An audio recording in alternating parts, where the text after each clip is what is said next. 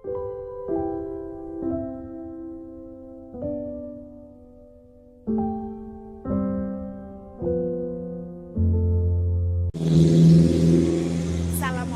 anak-anak kelas 10 TKJ dan kelas 10 TBSM. Hari ini kita akan belajar kimia. Bab pertama, subbab ketiga tentang pemisahan campuran. Berikut Ibu akan menjelaskan berbagai macam pemisahan campuran. Perhatikan ya. Pemisahan campuran yang pertama adalah filtrasi atau yang dikenal dengan penyaringan. Adalah cara pemisahan campuran berdasarkan perbedaan ukuran dari partikel-partikel komponen campuran dengan menggunakan penyaring. Contohnya penyaringan kerikil dari pasir, kemudian penyaringan santan kelapa. Zat yang tertahan di kertas saring dinamakan residu, sedangkan yang dapat menembus kertas saring tersebut disebut dengan filtrat.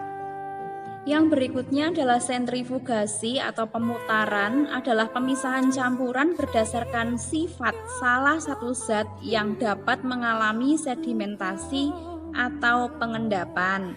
Alat sentrifugasi disebut dengan sentrifugal. Yang berikutnya adalah sublimasi, adalah pemisahan campuran berdasarkan sifat zat yang dapat menyublim atau tidak dari campurannya.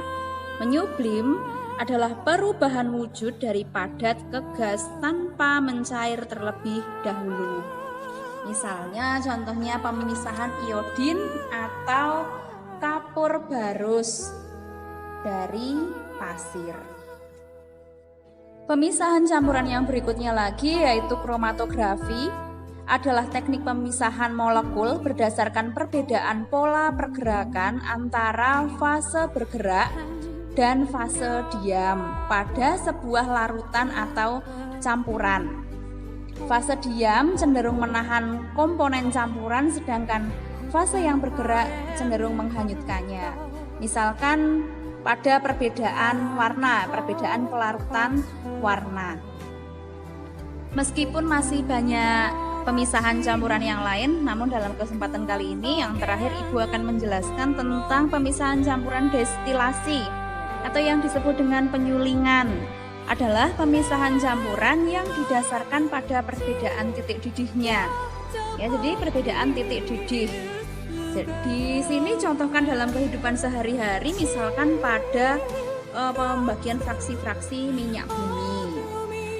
Jadi pada pemisahan destilasi ini semakin jauh perbedaan titik didihnya, semakin mudah campuran tersebut dipisahkan. Artinya pemisahan melibatkan proses penguapan campuran dan pengembunan hasil pemisahannya. Sampai sekian dulu penjelasan tentang pemisahan campuran.